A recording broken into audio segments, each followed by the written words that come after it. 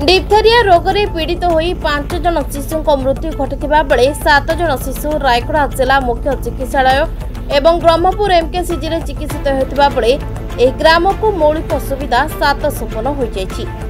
गांव को जीवाकू अछि ना रास्ता ना पीबाकू अछि पानी। विद्युत कथा न कहबा फल तार टणा होईछि, ट्रांसफार्मर भी लागिछि, हेले गोटिए सप्ताह जळिला परे 3 वर्ष हैला जळुनी आलुओ। शिक्षा और स्वास्थ्य कथा 7 सपन। गाँव को बाइक कोण पादरे चलिकी जीवा मध्य कष्टकर। पंचायत ऑफिस किंबा अन्य कोनोसी साधारण जिनिस आनिबा पई डंगासिल ग्राम को जीवा पई हेले 17 किलोमीटर जीवाकू पड़ुछि। 7 किलोमीटर पहाड़िया पादचला रास्ता रे 4टा नाଳ देई गला परे पड़े डी मोरकार ग्राम।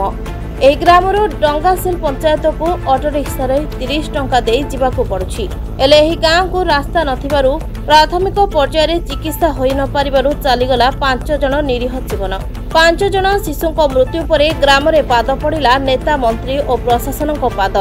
एबे एही ग्राम को युद्धकालीन भित्तिरे गाँव रे मरामती हैला, नलकूप एवं आरंभ हैला गाँव को जीवा पई एबे माटी रास्ता।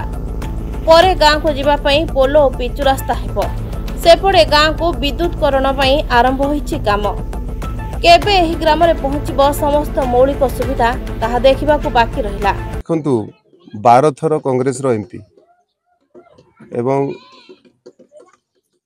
5 थर मुख्यमंत्री एवं एठी जदि कहिबा ए डंगासिल पंचायत रे जदि आमे कहिबा ताहेले पाखापाखि कांग्रेस एवं बीजेडी ही सरपंच होइचंती 75 वर्ष पर्यंत। आज ए गाँव रे रास्ता नहीं, ये गोटे अत्यंत दुखद घटना। ए गाँ पाई गत दिन मानकर मध्य आमे कहिचु, निवेदन करिचु, हेई पारि नहीं।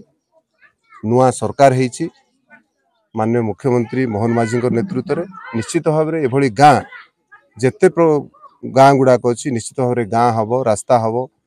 शेष पंथी रे थिबा लोक मान निश्चित न्याय पाइबे एवं उपकृत हेबे।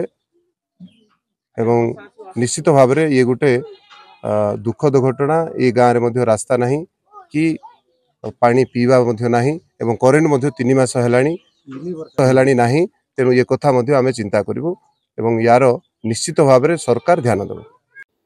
रायगड़ा जिला प्रतिनिधि मालेश कौशल्या रिपोर्ट, निरपेक्ष न्यूज।